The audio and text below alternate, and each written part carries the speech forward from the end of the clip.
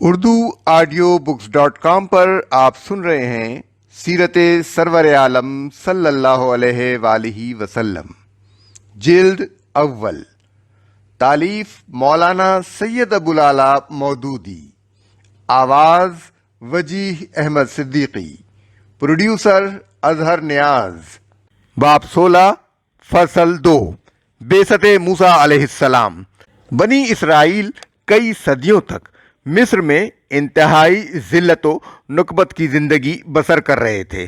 اس حالت میں اللہ تعالیٰ نے ان کے درمیان موسیٰ علیہ السلام کو پیدا کیا، ان کے ذریعے سے اس قوم کو غلامی کی حالت سے نکالا، پھر ان پر کتاب نازل کی اور اس کے فیض سے وہی دبی اور پیسی ہوئی قوم ہدایت پا کر دنیا میں ایک نامور قوم بن گئی۔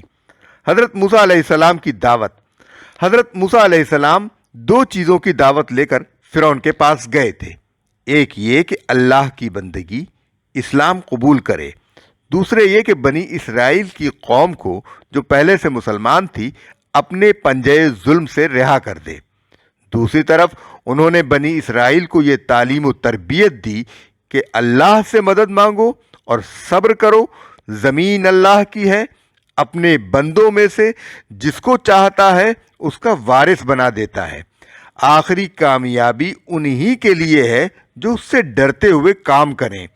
بنی اسرائیل کی دو ہمتی اس پرخطر زمانے میں حق کا ساتھ دینے اور علم بردار حق حضرت موسیٰ علیہ السلام کو اپنا رہنما تسلیم کرنے کی جرت چند لڑکوں اور لڑکیوں نے تو کی، مگر ماؤں اور باپوں اور قوم کے سن رسیدہ لوگوں کو اس کی توفیق نصیب نہ ہوئی۔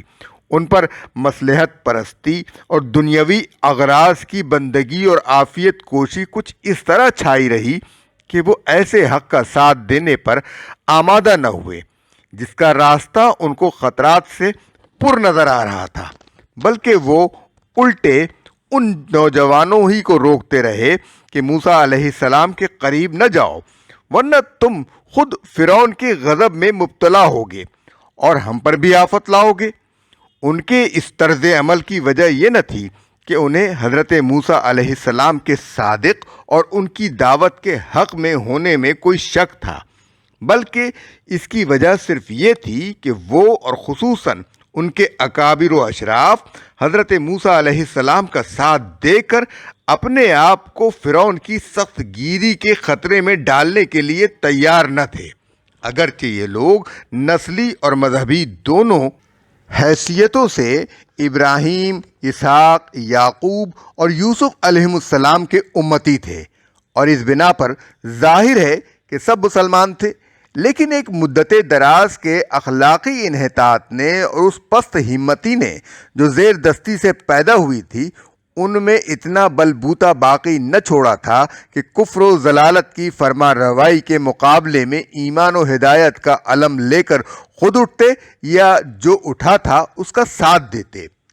واضح رہے کہ ایک دور ستم وہ تھا جب حضرت موسیٰ علیہ السلام کی پیدائش سے پہلے رامسس ثانی کے زمانے میں جاری ہوا تھا، اور دوسرا دور ستم یہ تھا جو فرعون منفتح کے دور میں موسیٰ علیہ السلام کی بعثت کے بعد شروع ہوا۔ دونوں ادوار میں یہ بات مشترک تھی کہ بنی اسرائیل کے لڑکوں کو قتل کیا جاتا اور لڑکیوں کو زندہ رہنے دیا جاتا تھا۔ حضرت موسیٰ علیہ السلام اور فرعون کی اس کشمکش میں عام اسرائیلیوں کا طرز عمل کیا تھا، اس کا اندازہ بائبل کی اس عبارت سے ہو سکتا ہے۔ جب وہ فرعون کے پاس سے نکلے آ رہے تھے تو ان کو موسیٰ علیہ السلام اور ہارون علیہ السلام ملاقات کے لیے راستے پر کھڑے ملے۔ تب انہوں نے ان سے کہا، خداوند ہی دیکھے اور تمہارا انصاف کرے، تم نے ہم کو فرعون اور اس کے خادموں کی نگاہ میں ایسا گھناؤنا کیا ہے کہ ہمارے قتل کے لیے ان کے ہاتھ میں تلوار دے دی ہے۔ خروج باب 6 آیات 20 تا 21۔ تلمود میں لکھا ہے کہ بنی اسرائیل موسیٰ اور ہارون علیہ السلام سے کہتے تھے، ہماری مثال تو ایسی ہے جیسے ایک بھیڑیے نے بکری کو پکڑا اور چرواہے نے آ کر اس کو بچانے کی کوشش کی، اور دونوں کی کشمکش میں بکری کے ٹکڑے اڑ گئے، بس اسی طرح تمہاری اور فرعون کی کھینچتان میں ہمارا کام تمام ہو کر رہے گا۔ مصر سے بنی اسرائیل کی ہجرت۔ حضرت موسیٰ علیہ السلام نے فرعون کے سامنے کس کس طرح دعوت دی، ان پر کیا کیا الزامات لگائے جاتے رہے، ان کے دور میں فرعونیوں پر کیا کیا انتباہی عذاب آئے، نیز خود بنی اسرائیل کے احوال کیا تھے، ان ساری تفاصیل کو چھوڑ کر ہم تاریخی اہمیت کا یہ واقعہ بتا رہے ہیں کہ چونکہ حضرت موسیٰ علیہ السلام کی دعوت کا جواب فرعون نے مسلسل انکار اور سرکشی سے دیا، اس لیے اللہ کے حکم سے حضرت موسیٰ علیہ السلام بنی اسرائیل کو نجات دلانے کے لیے ہجرت کی راہ پر نکل کھڑے ہوئے۔ اللہ تعالیٰ نے آخر کار ایک رات مقرر فرما دی جس میں تمام اسرائیلی اور غیر اسرائیلی مسلمانوں کو مصر کے ہر حصے سے ہجرت کے لیے نکل پڑنا تھا۔ یہ سب لوگ ایک طے شدہ مقام پر جمع ہو کر ایک قافلے کی صورت میں روانہ ہو گئے۔ حضرت موسیٰ علیہ السلام نے بحر احمر کی طرف جانے والا راستہ اختیار کیا، لیکن ادھر سے فرعون ایک لشکر عظیم لے کر تعاقب کرتا ہوا ٹھیک اس موقع پر آ پہنچا جبکہ یہ قافلہ ابھی سمندر کے ساحل ہی پر تھا۔ سورہ شورى میں بیان ہوا ہے کہ مہاجرین کا قافلہ لشکر فرعون اور سمندر کے درمیان بالکل گھر چکا تھا۔ عین اس وقت اللہ تعالیٰ نے حضرت موسیٰ علیہ السلام کو حکم دیا کہ اپنا عصا سمندر پر مار، چنانچہ فوراً سمندر پھٹ گیا اور اس کا ہر ٹکڑا ایک بڑے ٹیلے کی طرح کھڑا ہو گیا، اور بیچ میں صرف یہی نہیں کہ قافلے کے گزرنے کے لیے راستہ نکل آیا بلکہ بیچ کا یہ حصہ خشک ہو کر سوکھی سڑک کی طرح بن گیا۔ اس سڑک سے مہاجرین کے گزرتے ہی فرعون اپنے لشکر سمیت سمندر کے اس درمیانی راستے میں اتر آیا اور سمندر نے اس کو اور اس کے لشکر کو دبوچ لیا۔ قوم موسیٰ کا دور صحرا نوردی۔ حضرت موسیٰ علیہ السلام بنی اسرائیل کو مصر سے لے کر جزیرہ نما سینا میں مارا، ایلم اور رفیدیم کے راستے کوہ سینا کی طرف آئے اور 1 سال سے کچھ زائد مدت تک اس مقام پر ٹھہرے رہے۔ یہیں تورات کے بیشتر احکام آپ پر نازل ہوئے۔ بنی اسرائیل کے دور صحرا نوردی کی داستان کے بہت سے پہلو بڑے اہم ہیں۔ اس دور میں ان پر معجزانہ صورت میں خاص انعامات ہوئے۔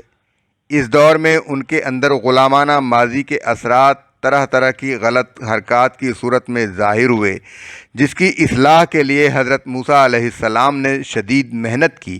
اس لحاظ سے یہ زمانہ تربیت تھا۔ فلسطین پر چڑھائی کا حکم۔ پھر آپ کو حکم ہوا کہ بنی اسرائیل کو لے کر فلسطین کی طرف جاؤ اور اسے فتح کر لو کہ وہ تمہاری میراث میں دیا گیا ہے۔ چنانچہ حضرت موسیٰ علیہ السلام بنی اسرائیل کو لیے ہوئے تبعیرہ اور حصیرات کے راستے دشت فاران میں تشریف لائے۔ یہاں سے آپ نے ایک وفد فلسطین کے حالات کا مطالعہ کرنے کے لیے بھیجا۔ قادس کے مقام پر اس وفد نے آ کر اپنی رپورٹ پیش کی۔ حضرت یشوع اور کالب کے سوا پورے وفد کی رپورٹ حوصلہ شکن تھی، جسے سن کر بنی اسرائیل چیخ اٹھے اور انہوں نے فلسطین کی مہم پر جانے سے انکار کر دیا۔ دوسرا دور صحرا نوردی بطور سزا۔ تب اللہ تعالیٰ نے حکم دیا کہ اب یہ 40 برس تک اس علاقے میں بھٹکتے رہیں گے اور ان کی موجودہ نسل یشوع اور کالب کے سوا فلسطین کی شکل نہ دیکھنے پائے گی۔ اس کے بعد بنی اسرائیل دشت فاران، بیابان شور اور دشت سین کے درمیان مارے مارے پھرتے رہے اور عمالقہ، اموریوں، ادومیوں، مدیانیوں اور مواب کے لوگوں سے لڑتے بھڑتے رہے۔